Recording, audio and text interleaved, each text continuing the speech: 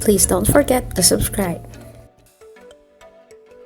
Guys, it's me again. Gusto ko lang i-share sa inyo yung mga step-by-step process sa mga gustong magbakasyon sa Pinas.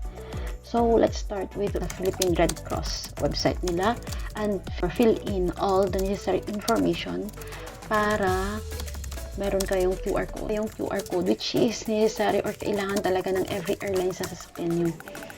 Kasi nga, diba sa Philippines, hindi sila nangangailangan ng swab test result or the PCR result unlike to any other country. So, dahil hindi sila nangangailangan ng PCR result, ang kailangan nila ay yung Philippine Red Cross mo na QR code.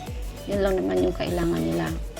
Now, once you have that one, you keep it and save it on your phone. Kasi by the time na dumating ka sa airport at mag-check-in ka, hahanapin talaga yung QR code. Mga ilang beses pa yung hinanap yung QR code. I think twice or thrice na hanapin ka bago ka makapasok sa airplane mismo. So, make sure you have that one.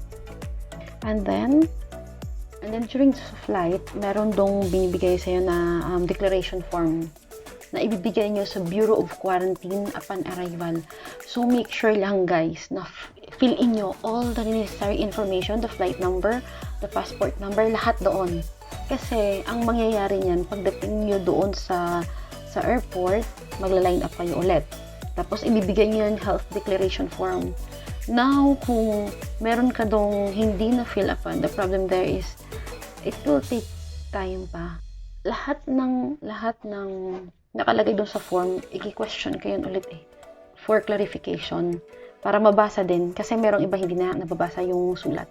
So, parang tinatanong ka ulit at sini-check kung ang nakalagay doon sa papel ay tama to avoid any hassles na lang guys. For that guys, after nyo sa BOQ, pag nabigay na yung declaration form nyo, wait kayo sa waiting area for like 3, it depends guys. Kasi kung kayo yung unang airline na dumating, mabilis lang yon. Kasi parang lalagay lang kayo sa waiting area. Kung kayong kauna-unahang airline sa dumating, mas maganda yon. Kasi parang i-briefing lang kayo and then diretso na kayo doon sa isa-swab. Unlike, say for example, marami kayong sabay-sabay na dumating, I tell you guys, it will take like 3 to 5 hours of waiting. So, make sure you have food with you. Kasi nagbibigay kasi naman sila ng food during lunch, dinner, at saka breakfast time na darating kayo. So, make sure you have food with you. Always, all the time. Para hindi kayo magutom. Right after nyo na swab guys, diretso na kayo sa immigration. Mabilis lang sa immigration kung walang masyadong tao. Mabilis lang yun. And then right after immigration, you can take your bags. Yung ilang bag nyo dyan. Pwede nyo nang kunin. And then after that, diretso na kayo sa before exit, andun yung isang form ulit kasi may mga forms na binibigay. Ibigay nyo sa OWA yung form nyo, all the necessary information kasi yung form na rin yun, yung gagamitin nila para i-subdivide kung saan kayong provinces. Saan kayo para i-book kayo ng ticket kung saan yung province nyo, and this is free of charge guys. Right after yung nabigay yung form sa OWA, kain na lang kayo sa instruction ni OWA.